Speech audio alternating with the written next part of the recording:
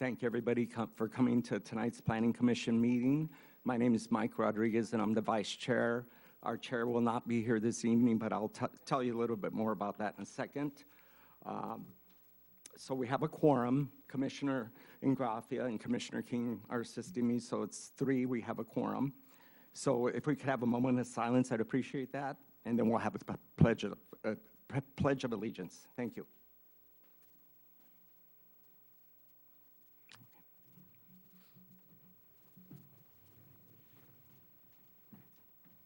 I pledge allegiance to the flag of the United States of America and to the republic for which it stands, one nation, under God, indivisible, with liberty and justice for all. Thank you. Okay, any planning commissioner announcements? I said I'd start with that, and I'd like to say that our chair is in Washington, D.C., fundraising for the historical Octagon House Museum, which is the oldest house in D.C. and is located 1 block away from the White House. Also, Bill is the president of the Architects Foundation who owns the Octagon. So I want to make sure that he got, he can be away from this meeting. And gave it to me, so that's fine. Another announcement is I did attend a tour of the Vistra Best in Moss Landing last Thursday, 5:30. I was also in attendance were council members Barton and Ford. So we did attend at their request, by the way. Lastly, I'd like to say that I believe this is our interim director's last meeting, Michael Condren. So I'd like to just say a special thank you to Michael for pinch hitting during this time where we had no permanent directors. So would you like to say a few words, Michael? Yes, thank you, Vice Chair Rodriguez. And yeah, it's been a pleasure to work for the City of Morro Bay. I've really learned a lot engaging with the residents of this community and trying to understand the issues and support the staff team. Staff team is amazing. They're hardworking. It's a small group, and there's a lot to do here, and so sometimes that presents challenges. But appreciate the opportunity. I've learned a lot, and hopefully kept projects moving forward. And the new director, Erilyn Singwald, is a very experienced planner, especially on the North Coast, and I think he's going to do great work for the City of Morro Bay, and I look forward to an effective transition. Okay, well, I just wanted to thank you on behalf of the Planning Commission because you allowed us to continue to do our business as well as we could while we did not have a permanent director. But I'd like to just stand for a second and give Michael an applause for being our director for a little while. Thank you, Michael. Anybody, everybody? Okay, great, thank you. Any other commissioner announcements? I'll start with Commissioner Ingraffia.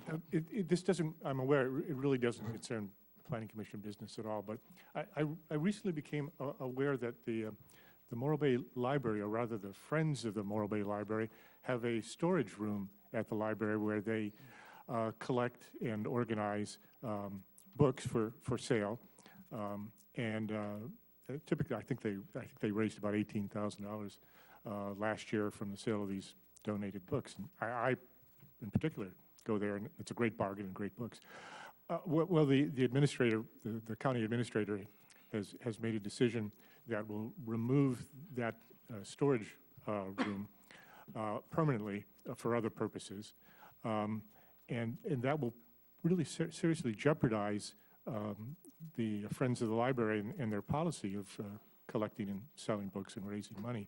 So if any of you are really big fans of the program and or the library, I would urge you to contact your elected officials, and maybe we can, if not get the policy reversed, at least modified so that the collection and activities of the Friends of the Library aren't, endangered.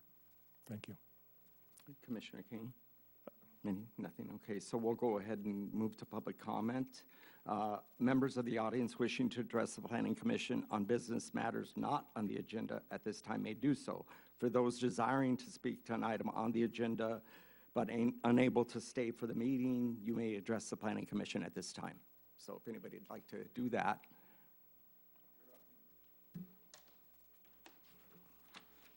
I have a PowerPoint.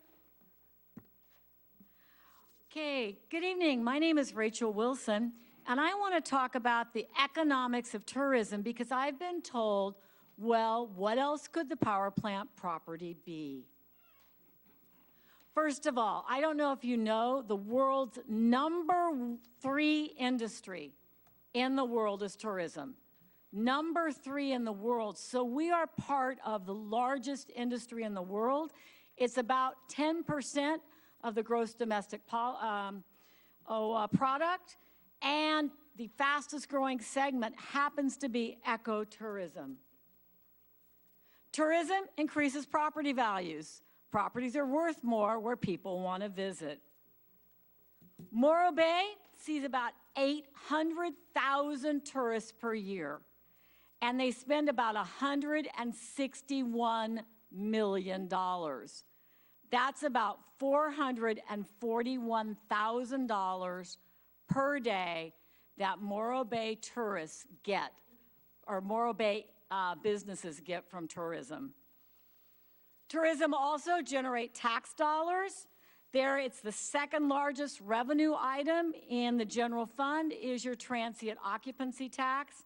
It's worth about $4,681,648 in 2023, or an average of almost $13,000 per day in TOT tax. This does not include the amount of money that tourists like me, because I'm a Cayucan, spend in sales tax each year. There is a fire that's going on for 3 weeks right now in a battery energy storage system in Otay Mesa. That is just north of the Mexican border, and fortunately it is out in the middle of a desert. It's been going on for 3 weeks, and it keeps reigniting itself. If the Otay Mesa fire would have happened in Morro Bay, it would have been at the beginning of Iron Man. And at the time I did this, we would have lost 16 days of tourism, because who wants to come to where there's a fire? That would have been $7 million lost to businesses and $205,000 lost transient occupancy tax. But that's not the biggest part of it. Perception is reality. Do people perceive a place as being safe? One of the iconic places that everyone comes to the United States to visit, San Francisco. But right now, according to Forbes magazine, San Francisco is no longer perceived as a safe place to visit. You've all heard about cars getting broken into. In 2023, San Francisco's revenue from tourism dropped 19.6%. At the same time, New York saw a 7.5% increase in revenue. Chicago saw a 6.5% increase in revenue. That is just based on perception of safety. So let's take those numbers and apply them to Morro Bay. If tourists perceive Morro Bay as unsafe, if our revenues drop by 19.6%, then we would lose $31,556,000 to businesses. That is what an almost 20% drop would do to this community. And lost TOT, this is not sales tax, would be almost $1 million. So when you're looking to the future of Morro Bay, when you're looking at the planning, think about all of those things that could increase our tourism dollars. Think about where can you have a wedding by the beach in Morro Bay. So think about those different things, because perception is reality, and it's hard for me to imagine that San Francisco is no longer a cherished tourist destination. Thank you. Thank you, Rachel. Anybody else? Thanks. Yes, excuse me. My name is Norm Williams. I'm a resident of Morro Bay for over 20 years. And I just want to echo the thoughts that Rachel just gave. This fire that they're having at Otay Mesa is devastating. And all I want to say is that lithium battery storage is an evolving science. They just don't know how to contain these fires. They don't know what's going to happen next. So all I would say is to do your due diligence, especially as you go into the final steps of the draft environmental impact report, and look at it carefully, and just do your due diligence. Just think about the risk and reward of putting such a facility this close to a populated area. Fortunately, the Otay Mesa was not close to a heavily populated area, so the consequences weren't as devastating as what they would be here. Thank you very much for your time and due diligence. Thank you, Mr. Williams. Anybody else? Good evening, Commissioners. I'm Jean Marie Colby. I'll be the third person to talk about Otay Mesa. Maybe you've started to read our letters. We were writing those and turning them in the first week of the fire, but now it's beyond 3 weeks. And when we first heard about it, the first headlines that were coming out were, it's been 22 hours, we think we have it extinguished. And then a couple days later as well, actually it went into thermal runaway, we don't have it extinguished, it keeps reigniting itself. And so the quotes got more and more disturbing about how we have to cool it with all of this water, but the water actually causes an arcing and it reignites because of that. After 3 weeks, they're calling in experts and they're saying, well, you know, it's smoldering, but it's being actively managed and it could still go into thermal runaway and keep going. So they've given up on one of their 5 buildings. It's gone. But in the meanwhile, the evacuation orders talked about an imminent threat to life. And what would we do here if there was an evacuation order with an leave now and it's an imminent threat to your life? We just can't have that here. So we looked at other aspects of the Otay Mesa fire. One is that after about maybe 7 to 10 days, they said, well, we've used 5 million gallons of water. Moss Landing, I talked to the chief up there, the fire chief up there, and he said they have a tank with 2 million gallons. But they'd already used, you know, not even halfway through the Otay Mesa fire, they had used 5 million gallons. The most recent projection was that by the time they finally, it burns itself out, because it can't be put out, it'll be 15 to 20 million gallons of water, which is, we figured, 32 to 34 Olympic pools. So where are we going to get that here? And then where does that contaminated water go? We're going to have 32 to 34 Olympic pools of clean water from who knows where, and then we're going to have a tank to hold the contaminated water so it doesn't contaminate the environment. I mean, the more you look at Otay Mesa and you imagine it here, the more you hear the word insane when people talk about it because of the effect on the environment. We have a delicate ecosystem here. We have protected species. We have lots of sensitive receptors, they call, like school children, elderly, people that can't evacuate quickly. And those that can, where are we going to go for 3 or 4 weeks while this kind of a fire is dealt with? And then the tourism is just going to be gone. It's not just the tourists that will disappear, it's all the businesses that support tourism. But the first thing is the safety of these fires. And when you look at any of the marketing materials for these companies that want to have these energy companies, battery storage companies, they will say, you know, this is safe, there's new technology, we're using all the best technology, and then when it happens, they say, we don't know how to put it out, you know, there's no answer for it. So it's not time for that in our community here. Thank you, Ms. Colby. Anybody else?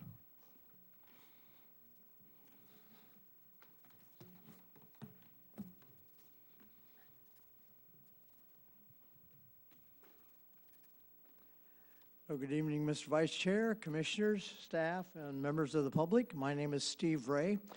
I want to talk about this misperception that's going around town regarding AB 205, Assembly Bill 205, which has to do with the California Energy Commission.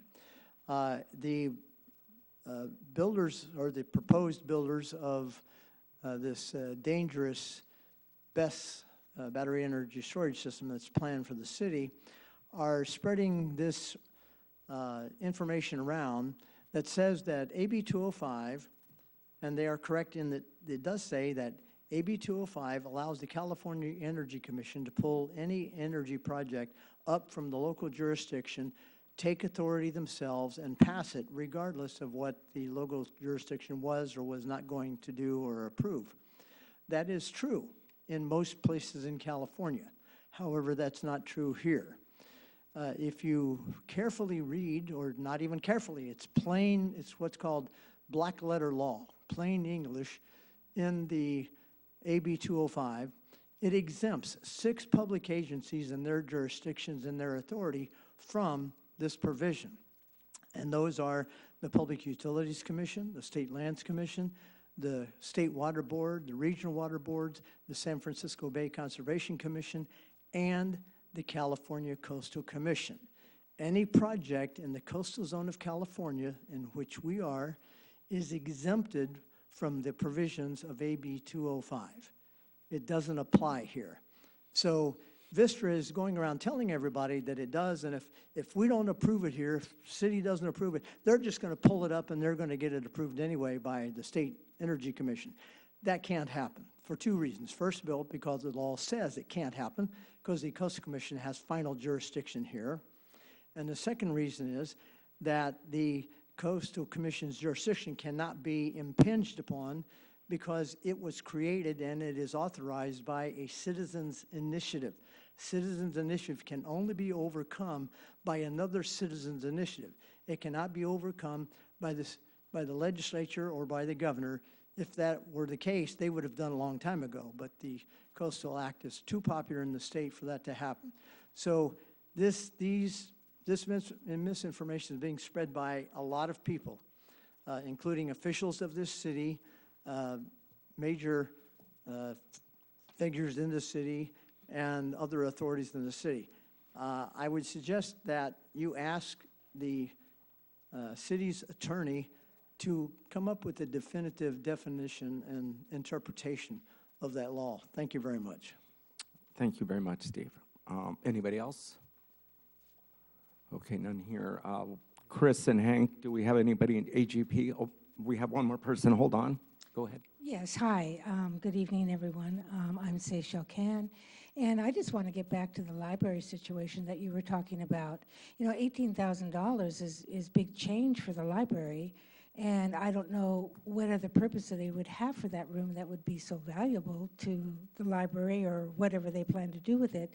But in regards to contacting our elected officials, who are those officials? Is it Carbajal? Is it Diaz? What, I mean, I don't know who to contact to say that that doesn't seem appropriate, and what is there that they're going to put in the library that is overridden the $18,000 of the neighborhood. Thank you. If you'd like to comment on that, Commissioner Garofalo, since you brought it up, you just like to share a little bit, that's all. I'm a little reluctant because I know it wasn't agendized, so is it, can I respond to that or not? Or? Yeah, you can. I can? Yeah. To be frank, I'm not terribly knowledgeable. I recall that in the short term, the storage area, I believe, is to be used to store books from the Arroyo Grande Library while it's being remodeled. And then after that's completed, it has some other technological purpose that the library administration has in mind. With respect to contacting your local officials, I was thinking of county supervisors and our elected congressional representative. I mean, but that's not an exhaustive list. Okay, thanks. Okay, thank you, Commissioner. That answers the question. Another public comment? Betty Winholtz. My topic is about the bike lane connector between Morro Bay and Cayucas. And it's scheduled to be on the Coastal Commission's agenda a week from Thursday when they're here at the Inn at Morro Bay. And in looking at that proposal, I saw pictures and text that I had never seen before the Planning Commission. And so even though it's a county project, I'm wondering how we never saw it here for the southern half from Toro Creek down to Yerba Buena, and why that didn't come before you. Or if it did, and I can't believe I would have missed it, but, and the reason I'm disturbed about it is because that's a natural area where the parking lot is, and what they're proposing is to make not quite, but almost a roundabout for bicycles, 12 feet wide on the whole top of that, of the bluff right there where you come into the parking lot and then you walk up to the stairs and go down. And that whole thing will become a runway for bicycles. And as we walk down towards the bluff, if you stayed up and you went north along the fence line, they're putting in 9 little bridges over all the dunes, which we know dunes move in and out. And so the money that they're spending to fix it for now could easily be altered, you know, next winter or the winter after or whatever. So I'm concerned that we haven't had input into that, or if we had, how did I miss that? Or is the county overriding the city, even though part of it's in the city jurisdiction? Thanks. Thanks, Ms. Reynolds. I don't know if Kim or Michael want to respond at this point, or we want to look into it. Yeah, so Planning Manager Fowler just reminded me that Public Works has been the lead in terms of interacting with the county on that project. And I have had a little bit of communication with the project planner about fencing, but I don't recall whether it had been on an agenda for the Planning Commission or not. Okay. Commissioner. And if my memory serves me, I mean, Betty, I don't recall any discussion about that sort of thing at the beginning of the path, nor do I recall any discussions about bridges when it came before the Planning Commission. We should look into this. Yeah. So Kim, if you could, I know Michael's last day, but Kim will pick up the ball and do our research for us. Yeah. Thank you, Betty. Appreciate that. Anybody else from the public here? If not, we'll go ahead and go to AGP. Do we have anybody in the loop?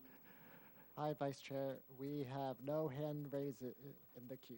Okay, great. Then we can go ahead and move on to the next item, which would be presentations. We have none, so how about the consent calendar? On this one, I would note to the commission that we don't have to approve A1, but A2 we may want to vote on, the minutes, but we can hold off since we're missing 2 planning commissioners who may want to delve into the minutes, but it's up to you. If we have the 3 votes, we can pass them.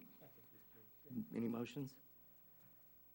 Sure, a motion to pass them? Yeah, I second that motion. Okay, so we'll go ahead and approve the minutes on a 3-0 vote with Chair Roshan and Commissioner, who am I missing here? Meyer. And I wanted to say, by the way, you got a lot on the brain. Commissioner Meyer is not at tonight's meeting because he became ill. It was a last-second thing, so we were expecting him, so that's why I was wondering why I hadn't said his name earlier. So that's the vote. So we're good to go on that. So why don't we go ahead and move now to the public hearings, and now we'll start with C1. I'm going to go ahead and just read it, and then I'll take it to staff. It's case number CUP 23-04. The site location is 495 Embarcadero. City leases 49L, 49W, 50L, 50W, 51L, 51W, and 52L and 52W. And I'll go ahead and give it to staff now. What the proposal. Thank you. Thank you very much. Kim Fowler, Planning Department.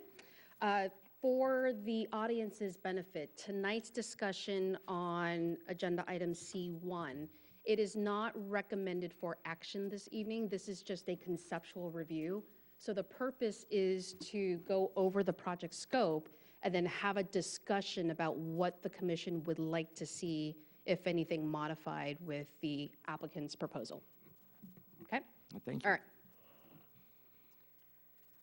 Okay, so this is 439, 451, and 471 Embarcadero. The applicant is Paul Gillen, who is here this evening, right? And the architect, Jean Dowdy, who is also here this evening.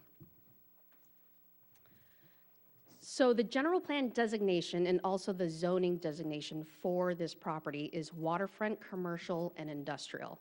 Both plans mention the mixture of visitor-serving commercial uses and harbor-dependent uses as ideal for this site. Because we are on the waterfront, this is also part of the Coastal Commission original jurisdiction.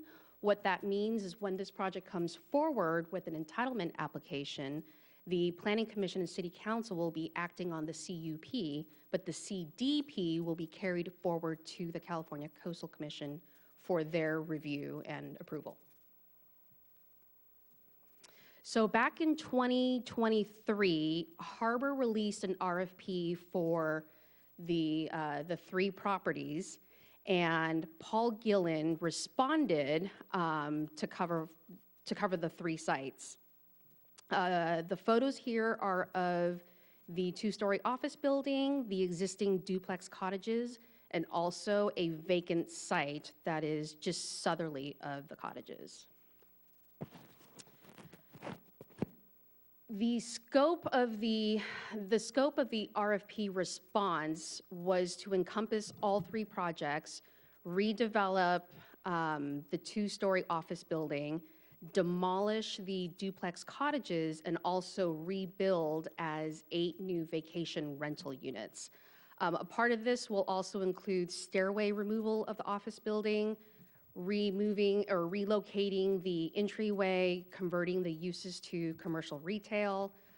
There will be public restrooms added, a harbor walk added, a new floating dock, finger slips, finger dock space, a new observation deck with benches, and a pocket park. This here is a floor plan of the proposed 1st and 2nd floors for the remodeled 2-story building. This is the proposed 1st floor for the 8 rental units. There are 5 units on the 1st floor and 3 additional units on the 2nd floor. It's hard to tell, but there is an elevator shaft in the middle in between those units. Moving on to architecture, the applicant proposes a modern maritime building design, which is more or less consistent with what is up and down the Embarcadero. There is roofline variation, plank siding, horizontal plank siding, glass balconies, and the color palette will be resembling what was the cottages. So in the next slide, the bottom right photo is the existing colors, and so those are the colors that are used through the eaves of the new buildings. Other building materials: cedar siding, metal roofing, timber construction, and then concrete pilings. In response to the RFP that Harbor put out, the applicant also submitted a historical resource evaluation for what we call the duplex cottages. In summary, the consultant found that the buildings were not historically significant and not recommended to be eligible for listing on the historic registrar. In response to the RFP, Harbor also submitted a staff report to City Council recommending approval of the consent of landowner for this project to be approved to move forward to the CUP stage with the redevelopment proposal. In response to the RFP, the Planning Commission also sent a letter to City Council. The body of the letter discussed lease policy clarification items, protection and preservation of the unique Morro Bay character, harbor and bay views, and the local significance of the cottage duplex.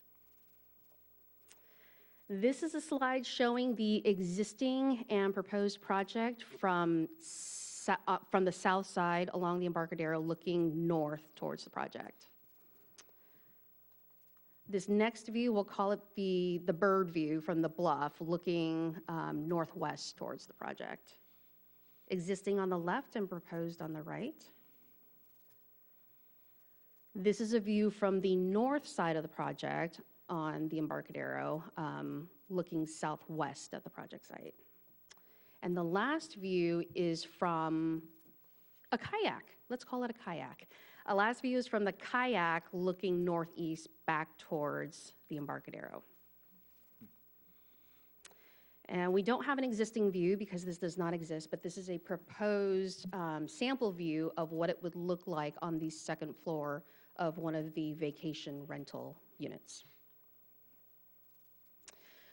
So going into the zoning code development standards, the only deviations to the setback requirements are due to non-conforming existing conditions. So it's the two-story office building that would have existing non-conforming standards. There is also a height exception. The buildings at 451, so the cottages are proposed at 24 feet in height.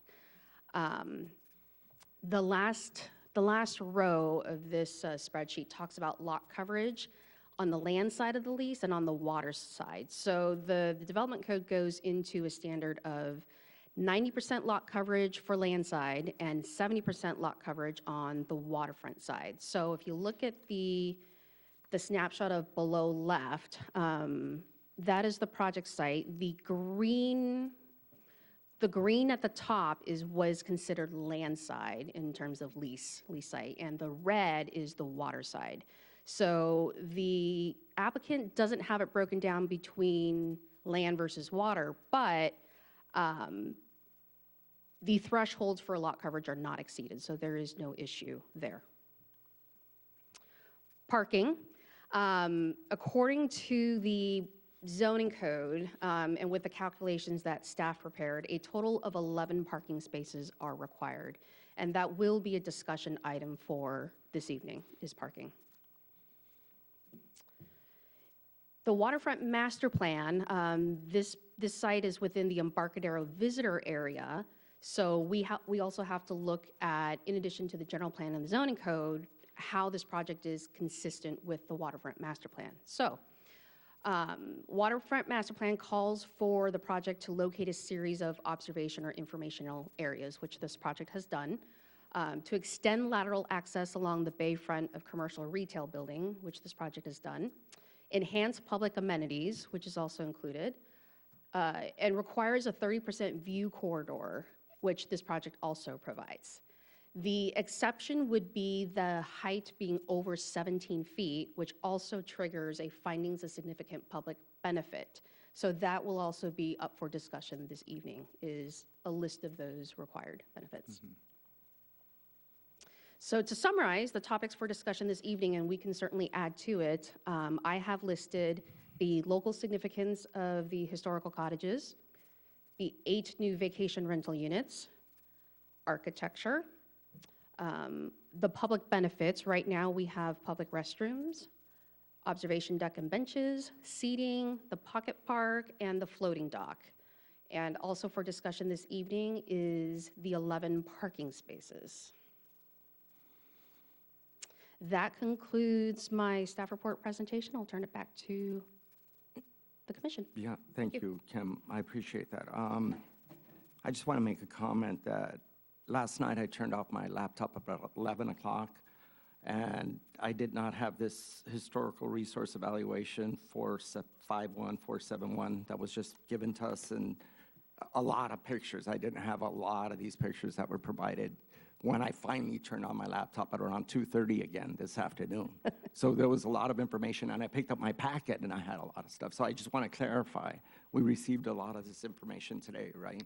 Yes, you did. Okay, good. So I want to clarify that first, then I'll give it to my planning commissioners. Any questions, Commissioner Garfield? Before we go to Chair King. Can you go back really quick to the you listed the requirements? Yes, locate a series of observation. I just want to keep this handy for future discussion, yeah. Okay, so with that, we'll go ahead and open public comment. We ready for that? And have the applicant come up first if they'd like to. Paul, Mr. Gillum, or I don't know if he's here or somebody representative. Thank you. And how much time are we going to, do we want to time this 10 minutes or 10 minutes? I don't know if it's necessary to time this as it's part of the project proposal. So 10 minutes. Hello. My name is Paul Gillen. I'm the leaseholder of 495 Embarcadero, and I have spent the last 4 or 5 years putting this project together. We've tried to address the the benefits, the public benefits, the economic feasibility of our development, and also the architectural compliance with the Morro Bay designs. As everyone knows, that building over the water offers both operational and design challenges, as long as we also have some economic considerations. Most of this project is based over the water. We've been operating our business. We're in the marine business, so we know how these challenges are dealt with. We believe our design and our development has maximized the engineering and the benefits of the wharfs and the land, the pocket park on the south, and also connecting the existing pocket park on the north. We've connected that so it would be a continuous harbor walk. We've looked at the some of the commercial aspects of designing the docks, the floating docks, and a commercial dock that will address some of the needs that have been expressed for marine biology and other research projects utilizing a 60 to 80 foot vessel for that purpose. It will also be able to address whale watching or other commercial ventures there. We've provided an observation deck that will be open to the public from our existing building to the new units to the south. And that will be open to the public. It'll have public access from the front and the back. And we also would like to address the self-serve restaurant capabilities up there for public use. We've added the toilets for public. I think we have 2 public use toilets that will be on the front, access from the front of the building on the northeast side. So I think that's really all I have to say as an overview. We have spent quite a bit of time analyzing the costs involved, which are continuing to increase as everything else is, and the economic viability of this project is still going to have to be considered because we know that it's pushing the limits of whether this is a viable investment or not. That's all I have. Thank you, Mr. Gillen. Appreciate that. So with that, we'll go ahead and open it up to anybody who would like to comment on the project, or proposal, excuse me.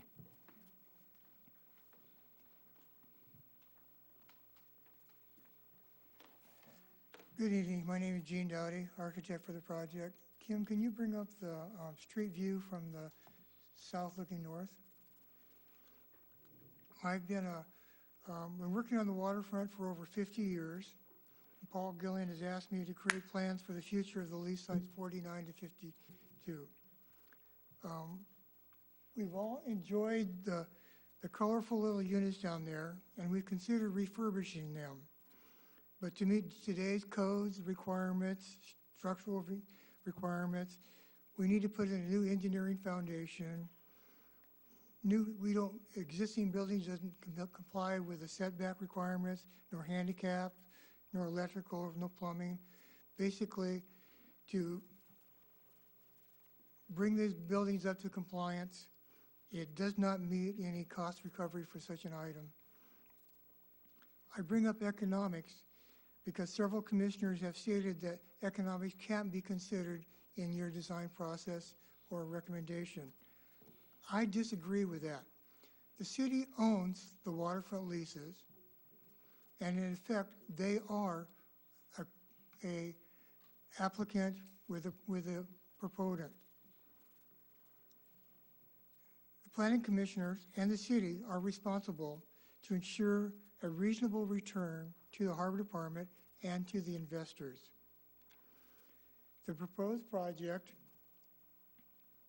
is both onshore and offshore. Can you do the waterfront location number 4? Thank you. We propose to have 4 groupings of activity on the project. We remodel existing buildings and the adjacent open space, and grouping of 2 different units for 8 vocational units, with the lower floors facing the water and the upper floors facing south to pick up the view. By arranging these units, we'll provide with balconies and roof lines, we can create a project that eliminates bulkiness and massiness. In addition, we will provide a harbor walk that connects both the Tidelands Park with adjacent park to the north. Offshore, we will continue the working waterfront aspect with whale watching, possible marine research, marine maintenance, commercial and recreational tie-ups, and kayak facilities. Can you go back, Kim, to the street view from the south, looking north?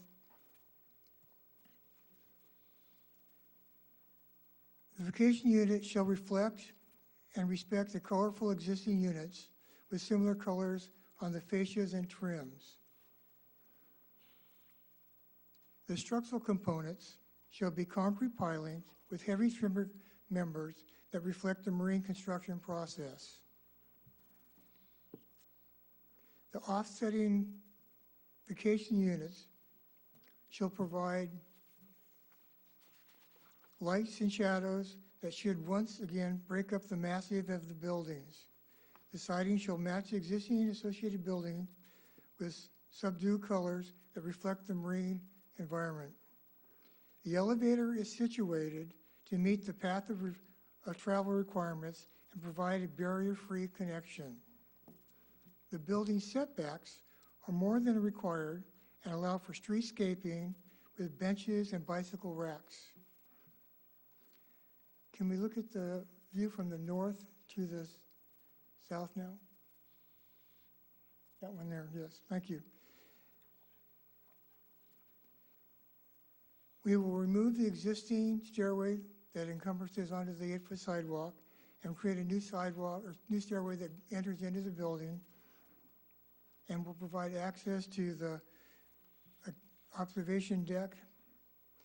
The public restrooms will be accessible from the next door park. We've spent a lot of time on this project, and we've done everything we can to meet all the conditions and requirements of the waterfront master plan. I feel as though all of my years of experience working on this waterfront has provided a reasonable project. If you have any questions, I'd be glad to answer them. Thank you, Mr. Dodd. Anybody else?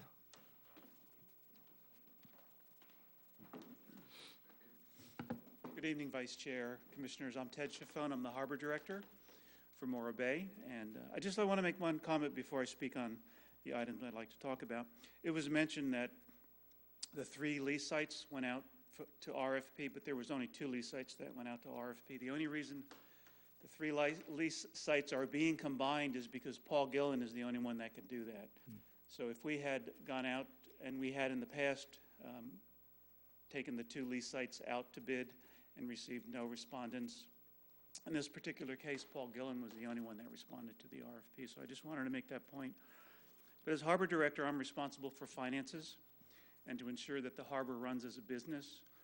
You probably are aware we take no tax revenue, we have no TOT, we have no sales tax revenue. Everything we do has to be based on the amount of revenue we can generate from Tidelands. So 75% of our revenue, which is $2.5 million a year, comes from rents. So rents is what drives the harbor's ability to survive. This project is going to generate an additional $135,000 per year over the existing revenue that we receive on the 3 parcels right now. If significant modifications to the project are required, it's possible this project will not be financially viable. And I can tell you that no future development on the Embarcadero will succeed in a single-story structure. Revenue is generated by square foot. This is a really important project for the harbor. It's going to allow traffic from tourism, visitors, to travel further south to an area that right now isn't visited at all. So very quickly, thank you for your time. I just want to indicate that I'm in favor of it, and I hope you're able to approve it as it's requested. Thank you. Yes, thanks, Ted. And we did receive the memo that you wrote on December 27th, 2023 regarding the economic. Yeah. Okay, good. Thank you. Thank you. Anybody else?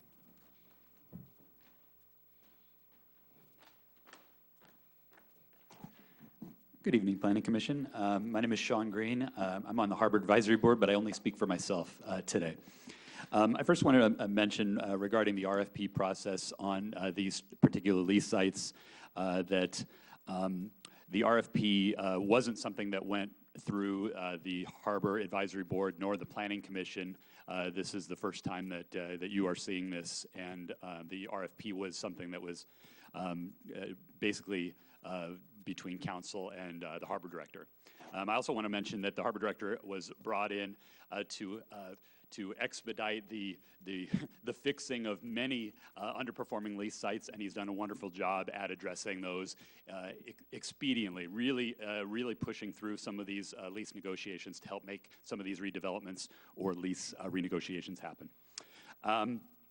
All that said, we have an applicant here who has a long history here on the waterfront and has an adjacent lease site, so it makes sense to combine projects whenever there's that opportunity. Otherwise, we end up with these piecemeal lease sites that are very difficult to develop or redevelop in the future. I do want to mention about historical value. There is a note in the applicant's packet that says there's no historical value here. I think that's debatable, so I think we can all take that for what it's worth. I think there's also an opportunity for, like the city has done with arborist reports, to have an independent person handle things like historical value reports, though I do think that that was an important piece of the puzzle that it seems like that they pursued, which I appreciate. I'm going to go through a number of, from north to south. This is a concept plan, so I think there's minor opportunities for little improvements on this project. I just want to run through my list really quickly. I really appreciate the connection to Mariner Park that they're adding to that 10-foot harbor walk. Regarding the removal of the east staircase at 495 Embarcadero, I feel mixed about it. I think architecturally it sort of hurts that east facade, but functionally it seems to be an important piece of the puzzle. The pedestrian throughway access in that tunnel structure worries me a little bit. If there's any opportunity to provide a bit of a cutout of some sort to increase light so it reduces the tunnel effect in what's supposed to be a view corridor and an access way, I think that would invite more pedestrians to the water. Converting office use to retail at 495 Embarcadero is a really good thing. It will increase percent gross rent to the Harbor Fund, no doubt. The 10-foot harbor walk, obviously a huge piece of this puzzle that is crucial to providing significant public benefits. The backyard sort of appearance on Embarcadero, I think if there's any way to make the backs of those buildings that butting up against Embarcadero a little bit more front yard friendly, I think that would be inviting. I have a couple more if I can go just maybe 15 more seconds. Sure, yeah. Go ahead. The orientation of the level 2 units, I don't know, maybe if 90 degrees the other direction towards the rock could provide more views from Franklin Riley Park on the bluff above, or of course removing the level 2 altogether, which certainly people say is infeasible to the project, but would get the height into conforming levels. The Harbor Walk continuity, a connection to Tidelands Park, huge piece of the puzzle, big significant public benefit. It appears that it's about a 30-degree angle and the benches are tucked so that they can't quite see the rock. If there's a way to extend that Harbor Walk another 8 feet and then have a 45-degree angle connection, I think that would be valuable to that connection. Love the color palette. Awesome choice by Gene and Paul. And again, merger with the adjacent lease sites, highly valuable to the project. Thank you very much. Good luck in your delivery. Thanks, Sean. Anybody else? Evening, commissioners, staff. I'm not that tall. Is this mic on? I guess it is. I'm Terry Simons, Morro Bay, and as you probably know or remember, I'm quite regularly here, and I usually have a lot to say. I will say that I have very little to say on this project because having looked at it very carefully, I don't have nearly the list that Sean came up with, but I'm sure some of his points are worth your consideration. I will say that overall, I like the project, and I think it's appropriate for the site. I will make one historical, or perhaps those of you who knew him, hysterical comment, is that one of the founding partners and prior owners of the site was Reg Wibley, who I think anyone who knew him would call him a hysterical character, if not historical. And I would hope that if there is a historical document provided on this, that he will be mentioned favorably, possibly, certainly be mentioned. Longtime resident and very active participant in the city of Morro Bay, and his contributions have been significant, I think. So I just wanted to get that on. The biggest concern that I have, and please don't take this in any way as a criticism of the project per se, it is more a criticism of the process that's gotten us here today. This is the last remaining property that, as a since 1966 resident of the area and a childhood visitor of the area, that represents what people like to call the working fishing village. This is the only property left that can provide the kinds of operational maintenance and improvements to the waterfront with pilings and all of the things that need to be done to expand and maintain the physical plant of the Embarcadero wet side, if you will. I don't think that that's a reason not to approve this project. What it is a reason to go forward, and maybe one of these days we'll actually get around to talking about updating the waterfront, if it's not too late already, the waterfront master plan. I hope that as the Planning Commission and the city move forward, that they will find a space, and I don't have a good suggestion right now, possibly down in the Vistra power plant area, but probably not, for the 30-year deferred and long-promised marine service facility, haul-out facility for the local commercial and recreational boaters who depend on an ability to pull their boats out to work on them. Thank you so much. Thanks, Terry. Anybody else in the public?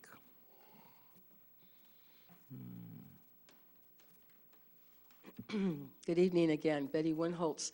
I've sent you a letter and I had made 7 points on it. I'm going to briefly go through that, and then I have some points to add in light of receiving documentation again late this afternoon with other information. So it's hard to give good feedback when there hasn't been time to look at all parts of the project.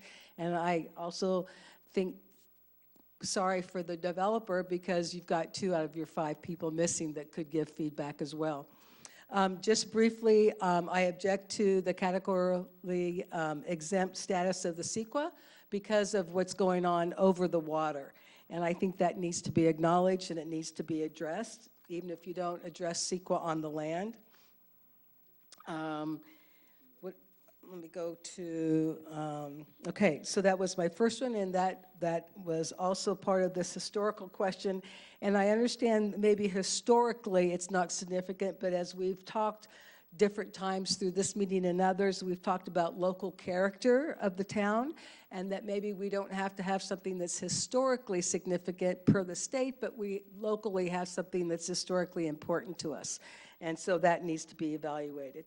My second point was about height limits and how I think it's wrong to go to 24 feet. The limit is 17, and otherwise you need to have some kind of significant exception of why you would go higher. A lot of the requirements on the slide that Ms. King asked to be kept up are requirements. I don't think requirements should be considered as significant public benefit. Significant public benefit should be something extra. And, you know, the project at the very north end of the Embarcadero where they have the viewing deck and all that, You don't see people going up there just to look because you have to climb all these stairs, and what you can see from above, you actually see from below. So I don't consider a viewing deck as much of a benefit, and I don't know that people actually use that.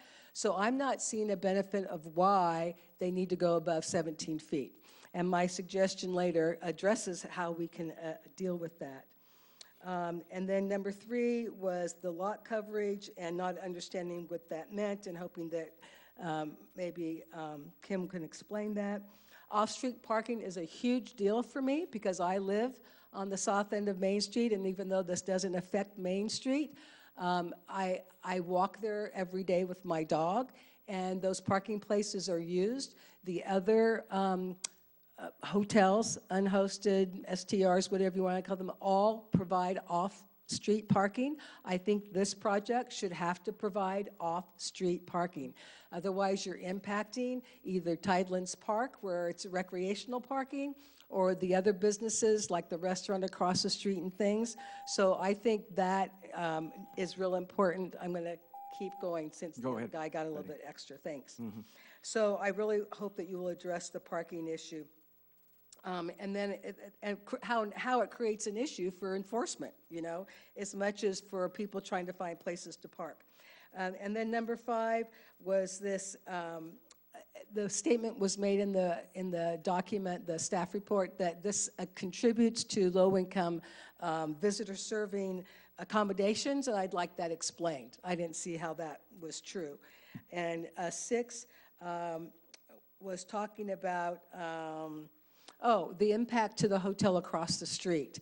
And this is a value judgment, and you need to decide how the city should involve with that, if not at all. And I know that private views are not protected, but there is going to be an impact to the hotel across the street when they go up to 25 feet. And it will affect the first floor of their rooms. And whether that's okay or not okay, again, tangential to that is, do we need more hotel rooms? And when is the city going to address that issue? And then finally, I had 2 alternatives that I would suggest that I think are less onerous, actually, for the developer. And one is to put the parking on the first floor. If you're going to tear down the old buildings, put down parking underneath, and then put the rooms up above, keep it at 17 feet, and that way you haven't violated the height limit and you've provided your parking. And then turn the current building that exists into rooms as well, hotel rooms as well. I don't know that we need more t-shirts, trinket shops, but we could use, if you think we need more rooms like that. And then my love option is that they not be torn down, that you keep them because they have great culture. I think you could charge bucks for those and turn the current building into the hotel, just as the other buildings along right there, like Smith Held's buildings and everybody else's. And that building itself could be a number of, say, 8 STRs, okay, or hotel rooms, and that there's room right there now for parking off-street. And so you've addressed parking and height in either of my scenarios. And then I just want to, real quickly, because I didn't know this until this last information came out, what's up with the pile driving? And how much is that going to impact? And I didn't realize that from the original staff report that was part of the issue, and I think that needs to be addressed.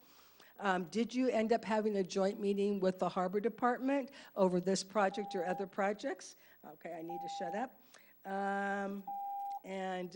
I really like the dark building as it is and not lightened. I think that I think that's part of the character of where it is now. Thank you very much. Anybody else here? Okay, I just want to, for the benefit of everyone, that we did receive a lot of information very late. So that's why I want to give Betty the flexibility of going on, because she got that information as late as we got it. So you know, that's just for staff. But we'll go ahead and go to AGP now. Do we have anybody on the line? AGP? Chris? Vice Chair, we have no raised hands in the queue. Okay, thank you. So with that, we'll go ahead and close the public comment period. So commissioners, it's back on us. So our staff, you know, on Betty's, Kim, I don't know if you want to, you know, respond to anything at this point, or you just took note of all those items, but we usually try to respond if possible. No, I've just been taking notes. Okay, good, good. Commissioners? Start with Joe, Commissioner Graffia. Well, the design that I see, I think is it's artful and creative and compatible with much of the building and existing structures that I see in Morro Bay. But personally, I'm struck with a certain unease, and I think my unease revolves around not having enough information, which is pretty typical of me. So I think I'm going to really concentrate on that rather than trying to opine on, you know, what are some of the attractive details of the projects or what some of the criticisms I might have. Again, without too much emphasis, the history report I think is useful. I think I'm going to need a little more time to sort of digest the history report and its significance, and particularly. Not that I'm going to be able to discover some sort of a historical connection with an outstanding architect or some person of historical merit, but the references and the connotations to, as Betty mentioned, character-defining buildings in Morro Bay, which to me mean it's just the kind of building that a significant number of the population of Morro Bay would be upset with if it was no longer there. So a little more time to digest the history report. You know, people have approached me about this particular project and the possibility of demolishing those cottages. And I discern a particular, an opinionated and growing interest in those buildings. And I suspect that on the basis of this meeting, we're going to have more interest and we're going to hear from more people in Morro Bay as to their opinions with respect to what we should do with those two buildings. And I'd like to encourage more people to come forward and speak to this body or to the council, but I'd like to learn what the citizens of Morro Bay think about that. Additional community benefits. We are still awaiting the long-awaited report on additional community benefits. And it has, I think, particular relevance for this project, for no other reason than the request to have the exception of going to 24 feet. And I think, you know, that report, for us to be able to study that report and then take the lessons from that report and apply it to this project, I, for one, would think would be very useful, and we don't have that report yet. And I've mentioned this before at previous meetings, and I won't go into the details of the theory and requirements of additional community benefits, but I will say I'm really struck by the fact that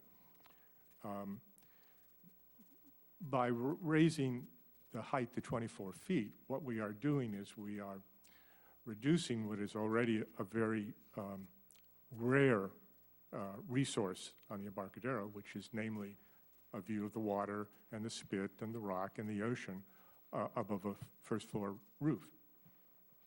And as I said before, you know, and when a commodity gets more rare, it gets more valuable. Now, addressing additional community benefits, which should be commensurate with the resource that they're reducing. So I'm thinking that community benefits have to take into account that what they're reducing is something that's becoming increasingly rare and increasingly valuable, and we're going to have to look to see if we're getting the appropriate value by raising the height. I've heard mention of economic feasibility, and as typical, I don't really know what to make of that, since I don't see facts in the report that will really inform me as to feasibility and what the standards of feasibility are and what the specifics are. So I'm hoping that I get more information specifically about economic feasibility.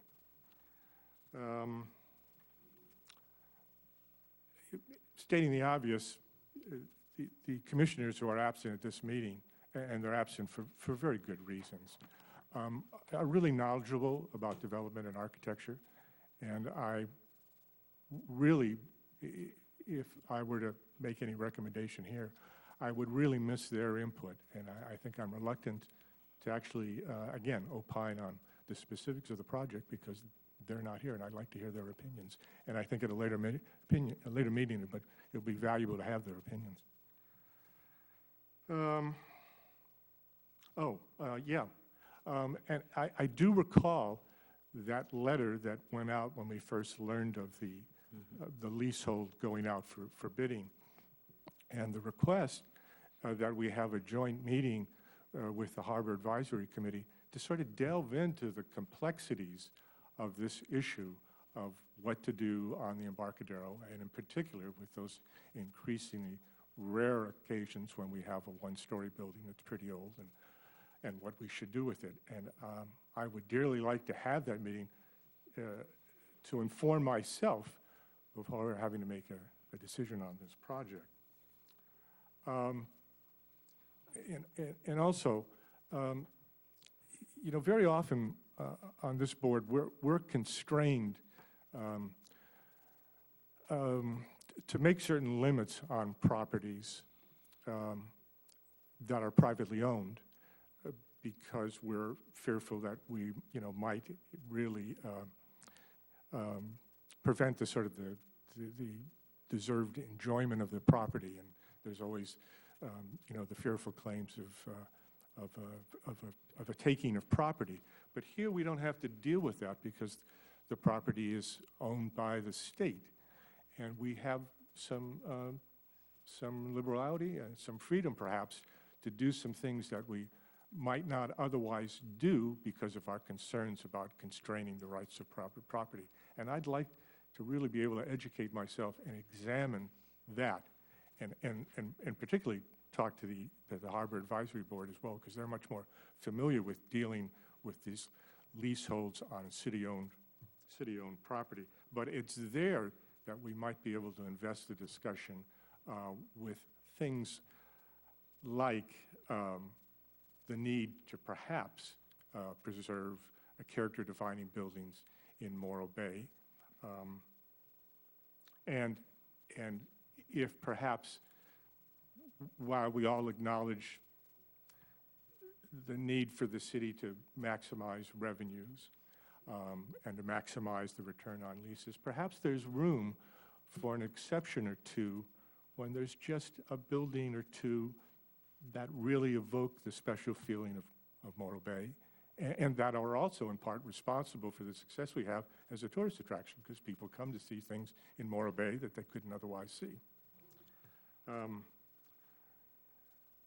So I think that's probably all that I have really to say. I'm sorry it took so long.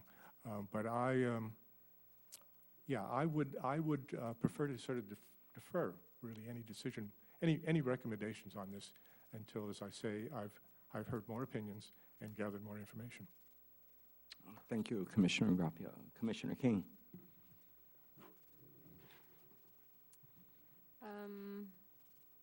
I have a bunch of questions, probably for staff. But just to start by saying, I think Joe's concerns are legitimate, and this is a more delicate leasehold site, and because of the existing buildings. And so I know that this is a feedback session, but I don't think it should necessarily be the last feedback session because we have a lot of unanswered questions, I guess, about the site itself.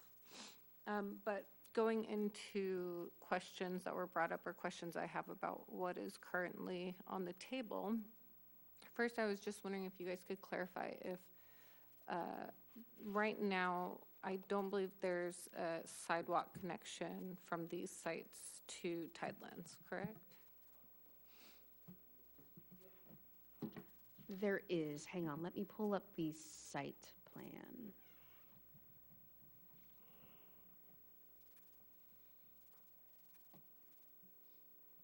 trying to address what Sean was discussing about the extension of the Pocket Park walkway to Tidelands.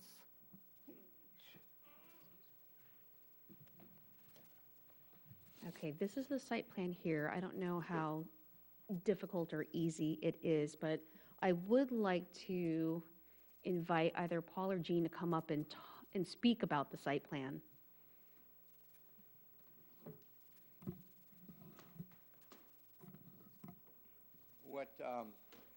What would you like me to clarify for you on the site plan? I'm wondering if there currently, before any of this, is there currently a sidewalk that's walkable along that roadway? Along the Embarcadero? All the way to Tidelands Park? Yeah. Yes, Does it connect right now? There is a that's got sidewalk. a public sidewalk that runs in front of the building. Okay, for some reason, I thought it didn't continue No, to it connect. runs continuously, yes, all the way to Tidelands Park. I believe the existing sidewalk is more narrow than Yeah, what would be yes, it proposed is. ultimately. It is narrower. And then what we're proposing is to connect that existing pocket park, which does not connect to our pier at all. So that's a dead end there. We're proposing putting an aluminum 10-foot wide walkway that will connect to our harbor walk and return back to the Embarcadero with another small pocket park.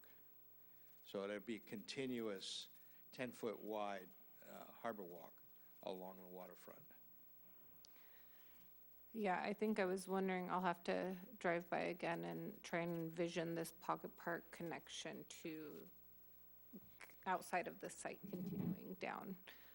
Because I think there's, depending on what's going on there, there's probably some real benefit, some real potential for public benefits in that space. Well, and that's why we've actually, on that plan there, we show a radius sitting area right on the south end, which ties into the harbor walk and back to the Embarcadero. So that is a good viewing area. We also have an abundance of eelgrass in that area, which is another reason that we designed it like that. So that's an otter continuous feeding area, and that provides a very good viewing area of that. Thank you, that's helpful. My next question is on what docks currently exist here. Are you replacing one-to-one, or is this new? Well, we have a commercial pier, basically, where we tie the barges up and we access load equipment on and off. What we're proposing is a main walkway that floats up and down with tide, and from there, the fingers for tying up smaller vessels will be there. So we still will have that ability to have commercial activity there, but it'll be not with the size barges that we park there now. And the current barges that use this current infrastructure, is it heavily used? Is it something that can be replaced somewhere else? We use it occasionally. I have another yard down in Los Angeles where I keep some of the other equipment. We now have a construction barge there that is doing harbor work, and this is pile driving and the heavier marine type activities. It's only an 80-foot barge. It fits well in this harbor. It won't be able to tie up there with this new plan. And this has all been private use in these lease sites as far as? Yeah, we've been maritime. operating a commercial marine construction business, and so that's all we've had there. Now, there is the existing buildings that have been used as hotel units and manager units that Reg Wibley, operated under his lease. So those are the 3 units that we're actually under discussion of whether they have historic value or not. Right. 49 is an empty lease site. 50 and 51 are what we're talking about removing entirely, and then we're 52. So my next question is around parking. It sounds like there would be 11 required spaces on on-site. Correct. Can you show me where that's proposed currently? It does not have to be, the parking does not have to be proposed on-site.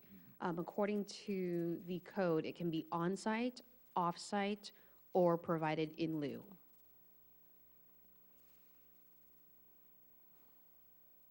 And it's currently proposed as an in lieu, I'm guessing.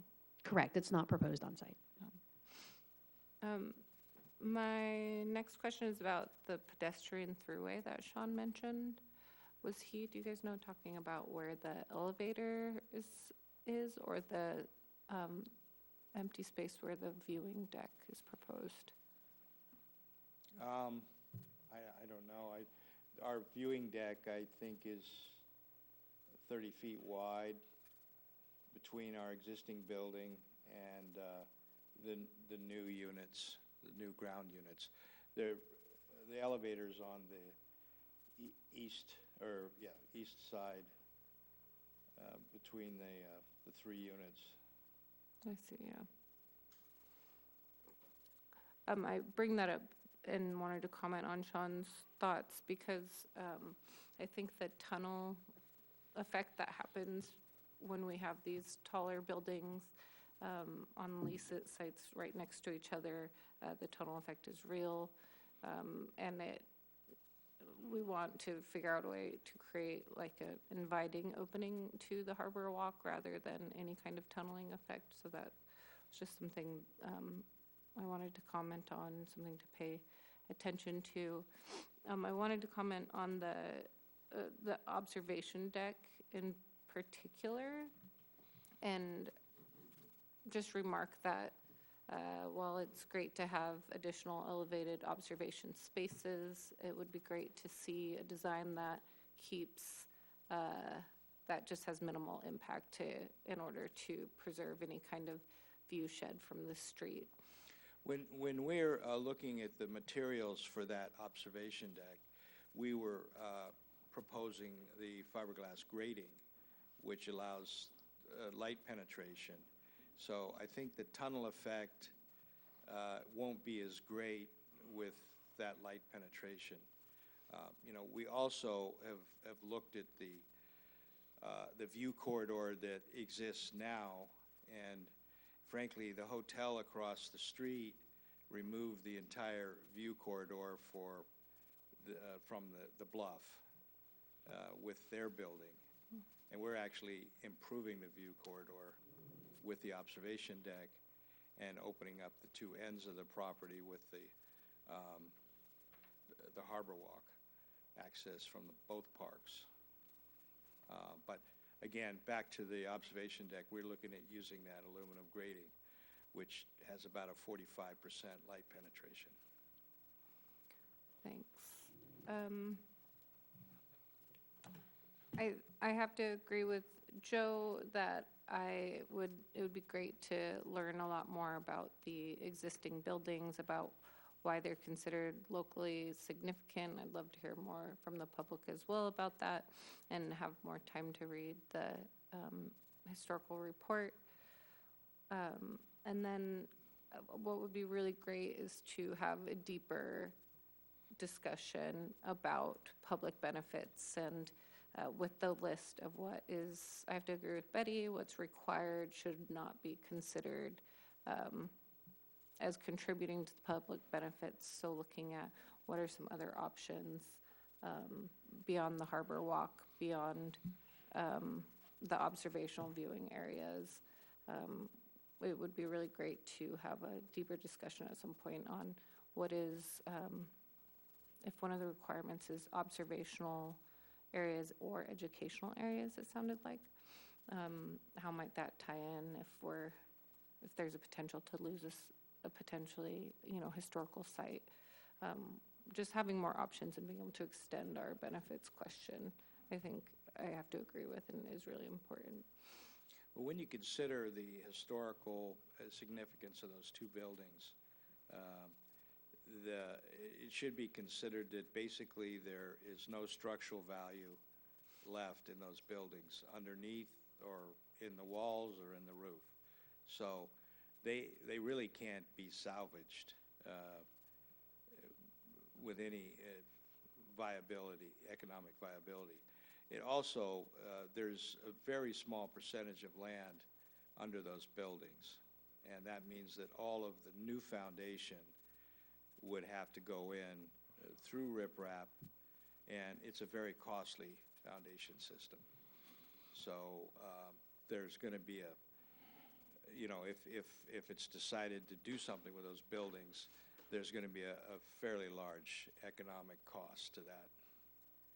And you won't salvage what you have there. The termites own those buildings.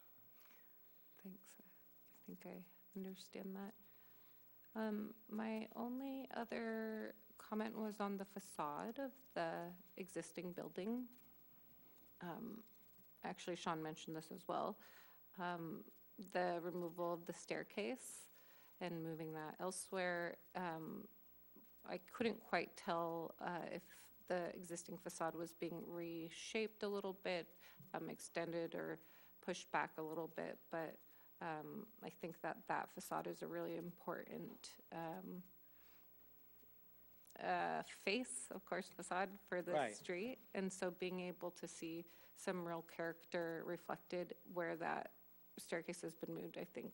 Well, and that's a good point. We spent a lot of time talking about that. The existing staircase encroaches on the sidewalk, and we can't, you know, it has to be removed to return the sidewalks to compliance. We've moved the staircase inside the building.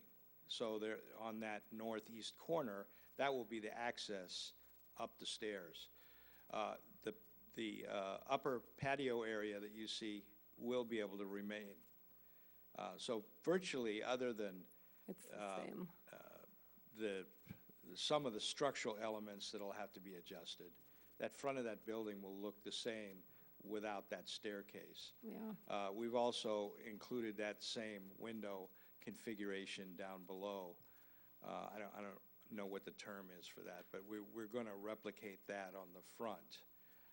And as far as the color goes, someone mentioned something about they preferred a lighter color. Yeah, well, right now we have cedar on there, and it darkens with age. So it goes on looking new, and it will return to the same color it is now within 12 months. Yeah, I think that I think my point is like the removal of the staircase, while I understand it's right now an obstruction, like the removal kind of detracts from like the intricacies of the facade. And so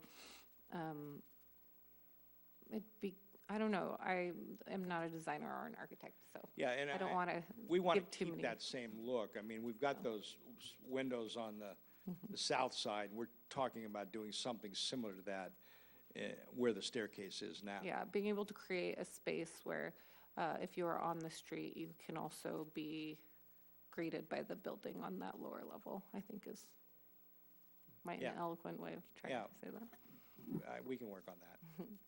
Those are my comments for now. Sure. Commissioner Ingraffia wants to. I thought of a couple more remarks that might rehabilitate what are probably regarded as my unpopular first remarks.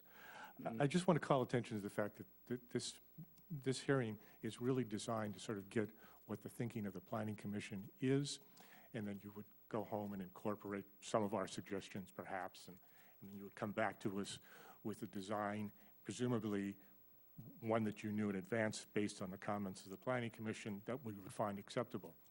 But that's really not the case here, and I'd hate for us to opine on suggestions and you would incorporate them and then come back and find out there was a whole host of other suggestions from the commissioners who were not here, and then there would be the additional time and expense and effort incorporated and all that. That's really why I was suggesting that we should probably defer any recommendations. And then the other thing was, you know, I'm recalling I've been a commissioner for about 8.5 years now, which has been an honor and a pleasure, by the way. But I think this is the first time I recall ever asking for something like this for a deferral. And I think it's really just testimony to how important I think this application is and how important this project is, and in particular, how important those two cottages are. Yeah, and then I'm going to go ahead and jump in. Thank you very much. The applicant can go ahead and sit down. I think we're done, but I'd just like to comment that Joe just hit it. It's about process. Process is what got us here. You know what I mean? I'll just leave it with process now, and then I'll opine on that later. But before I got my board packet, my updated board packet, I actually went to the site to try to get a visual because I didn't have it. I went there to study it and try to get a visual in my head as what was it going to look like once we did all this with what I had in my old packet. And then I busted open my old packet and I had all the visuals. I said, my God, I spent 45 minutes trying to visualize this, and then they all came in the new, is that right, Asia? About right. We got a lot more visuals on what it would look like. And the other thing was the historical aspect of it. I wanted to see these buildings because I don't think it was very well described in the pack, we'll just put it that way. And then another thing I received was this historical evaluation. Again, it was not in my prior packet. I'm just trying to get to that process point, right? I got a lot of stuff late. That's part of our decision making. And we as planning commissioners, at least, we have guiding principles. You know, we respect the Harbor Advisory Committee's input. We look at what they're trying to do. We have the waterfront master plan. We have the zoning code. So obviously we're trying to involve all of this in our decision making as we're evaluating this. So it almost becomes impossible because of the process to do it all right now. And we don't want to start giving advice on what to do, especially when we haven't really figured that out yet. But two other issues that came up were community benefits, you know, where we've been asking for that for about 2 years now. We will be getting that, hopefully finalized in July. But this should be this would be a major project that involves community benefits if we were ever able to get it out there and establish some standards for community benefits instead of doing it once, you know, every time we get a project, we try to figure out what those benefits should look like or be.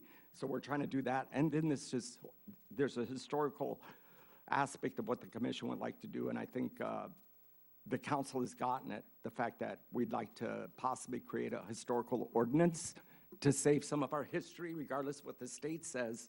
We feel we have history that hasn't been recognized by 50 years of being there. You know, that's their guideline, 50 years or some other standard, but we'd like to create our own standard. So that's what we're trying to do here. So I just thought I'd throw that out there because I agree with everything Commissioner Graffia said and everything Commissioner King said, but we're trying to figure out a lot of things based upon a lot of guiding principles at the same time. And the other thing we don't have is two fellow commissioners. One's an architect and one's a historian, basically a historian, that could help us in the process of trying to divulge all this and, you know, figure out what we're going to do next. So given that, I don't want to add anything that the commissioner hadn't said. I was just trying to string it all together into a ball, and that's about it. So with that, I'll let the commissioners. Yeah, can I ask, as a commission, what can next steps be? Can I ask for a solution of some kind, or for at least what can the prospective applicants expect from us? Well, I defer to staff first, and then we'll come back to the commission. Go ahead, Michael. So I haven't been part of conceptual reviews in City of Morro Bay, but been part of conceptual reviews elsewhere. And oftentimes the way those are operated is it's an opportunity for individual commissioners to make suggestions. I don't know whether normally the commission comes to consensus on direction provided, but in any case, I think the nature of this hearing enables you to provide your individual feedback that the applicant and designer can take into consideration. Mm-hmm. There is a subcommittee for the project, and Chair Roshan did meet on the project site with the owner and the designer and Commissioner King as well and provided some feedback in the moment, not a lot, but I think that I have some sense of where he is. I think that was a different project, sorry. Oh, was it? That was a different lease site. Okay. Same architect. Okay, think. well, we looked at both projects, even though that one wasn't Right. formally established as a subcommittee, so Yeah. I thank you for that reminder. And then, you know, the issue with the historic buildings is one that it's something that obviously staff also needs to spend more time with the study and understand there is no historic preservation ordinance, and so we don't really have that to go by. But Commissioner Ingraffia makes a good point, which is that this is Tideland's property, it's not a private property.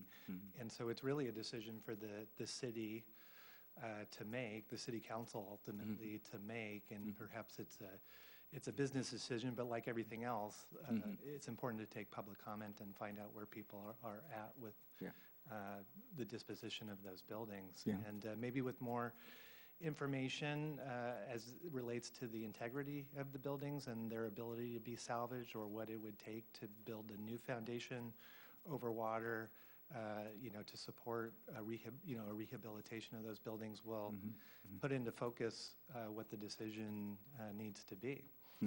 So I think procedurally you're going down the right path. I would say as much information as you want to provide about your personal views on different aspects of the project and whether it meets all things being equal, you know, whether it meets the guidelines and is something that you can support, is fine for you to do. If you don't feel comfortable doing that, that's the prerogative of the commissioners. And so, And Michael, one thing I wanted to, you know, before you retire, because you can join my club again, you know, retired, even though I've never been busier in my life.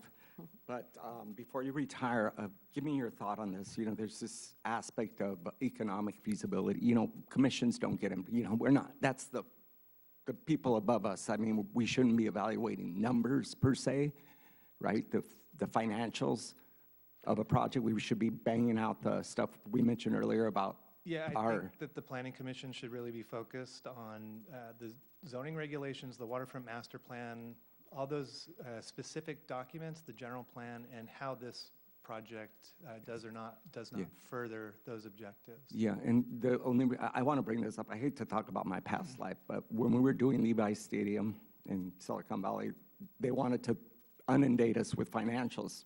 We're not in that game. You know, we're trying to figure out what the best use of that property is, and blah, blah, blah. So the other thing I wanted to say is the fact that when I went out there to check it out, that's a big piece of, you know, we're going to be doing a major thing there. So we want to take the time to get as much information and, you know, try to follow all of the general plan and all the other guiding principles that we use in decision-making, minus the financial part of it. I just want to be clear, we don't want a bunch of financial documents thrown at us saying this is why we should do it, at least not at our level. That can happen at the council level. No, I'll let Joe go because... Well, I'd just like to interject. When I read something in a file that says something can't be done because of economic necessity, I like everything else, I look for proof of that statement. And the other thing I mentioned, Michael, is in the history of this commission,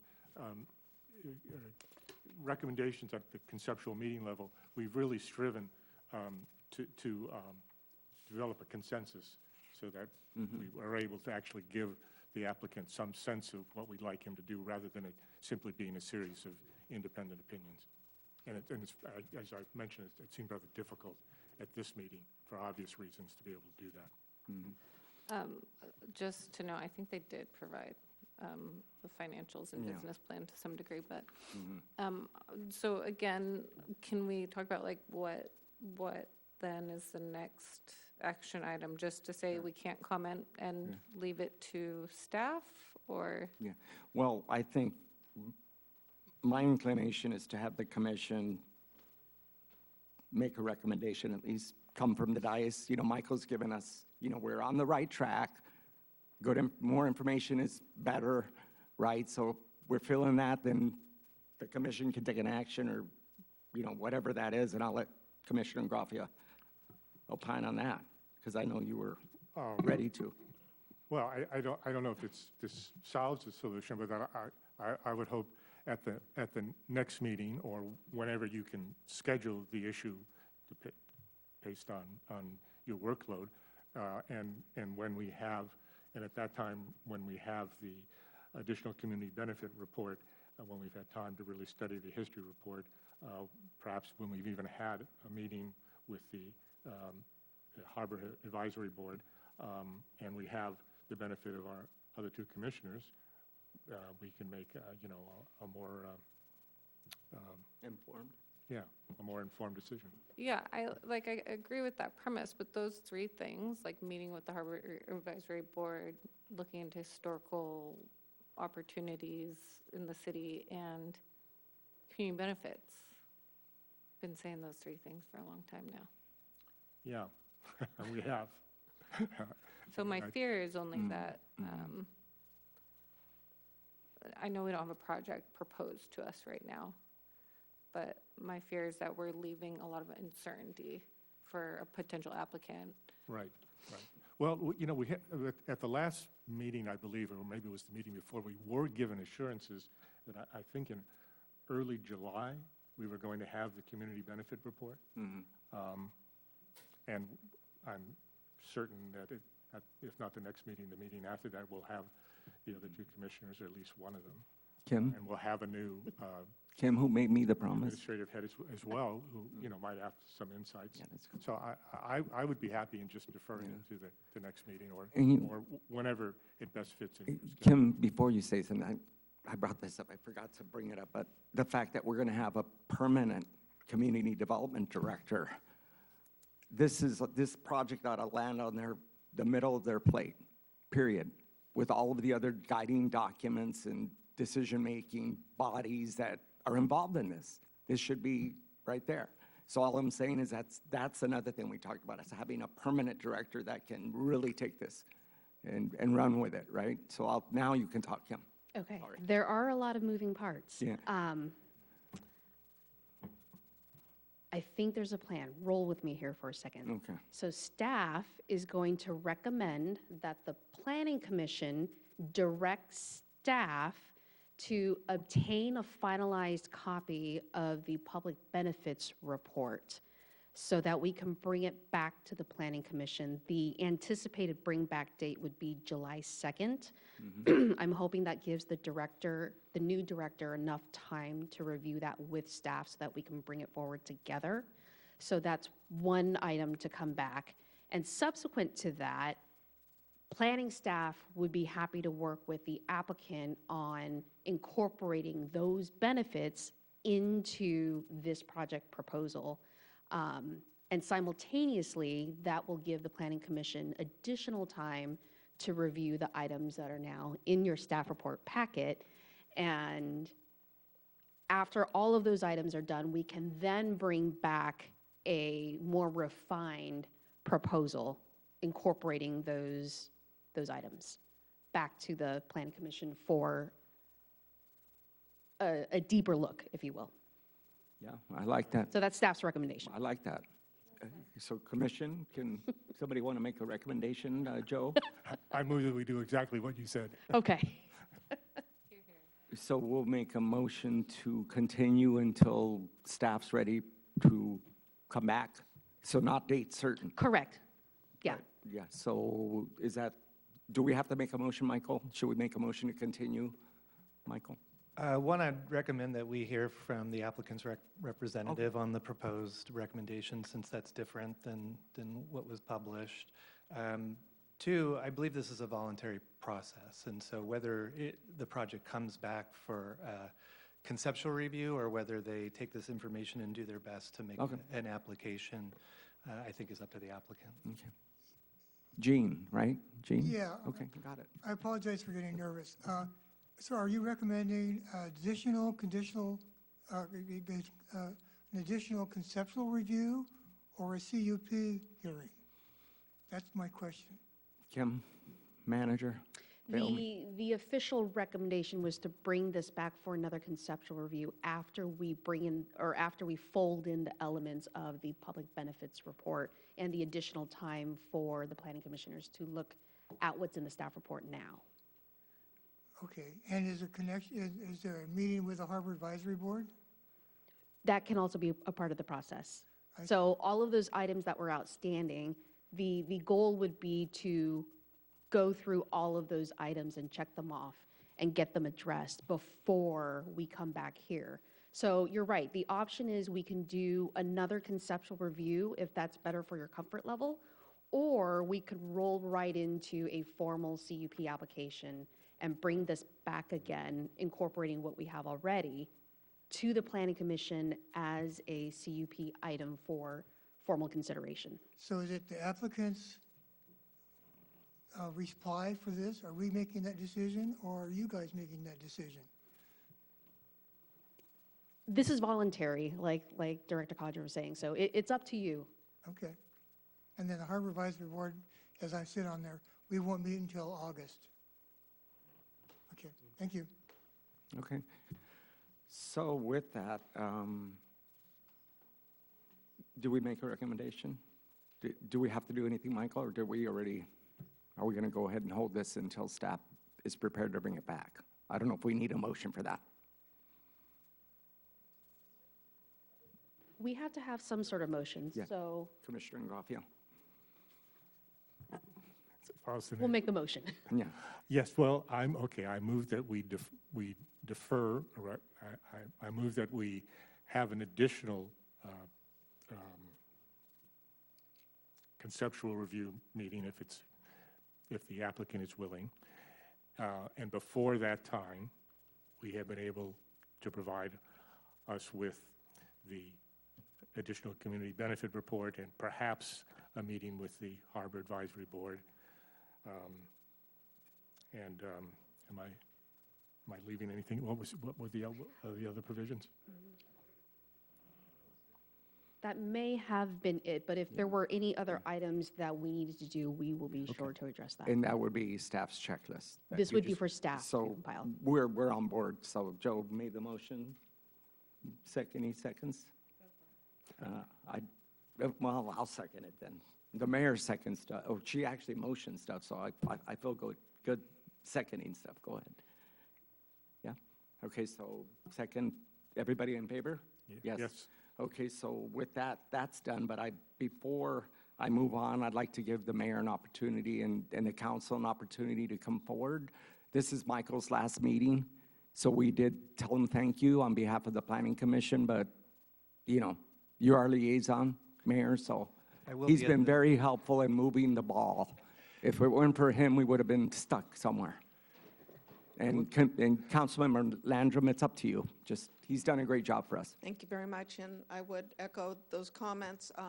Fortunately for me, it may be the last meeting he has with you, but it won't be the last meeting he has with me or our city staff or our city council. We still have projects that we'll be working on with him, and I am very grateful he has stepped into this role, and I wish it would have been permanent. I understand he has his retired life, but I do appreciate everything that you have moved forward. It really has been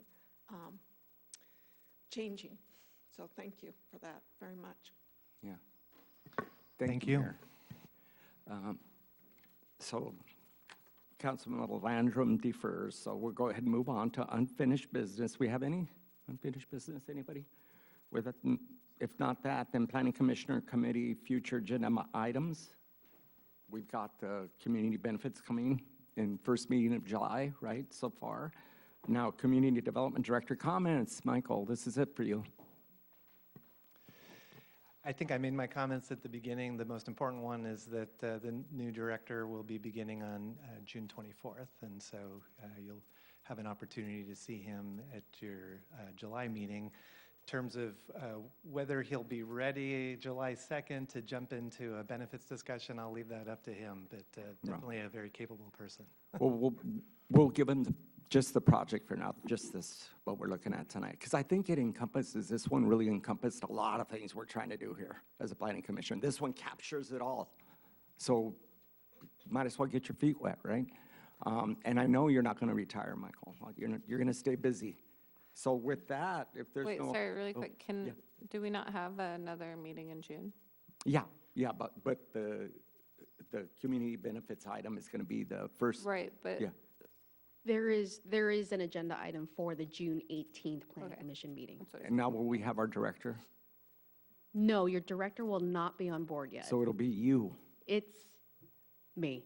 Okay, so if we have a problem, see you. Okay, so with that, so we do have another meeting, and if there's no other comments, then we'll go ahead and adjourn the meeting. Okay, thanks, everybody. Thank you, AGP.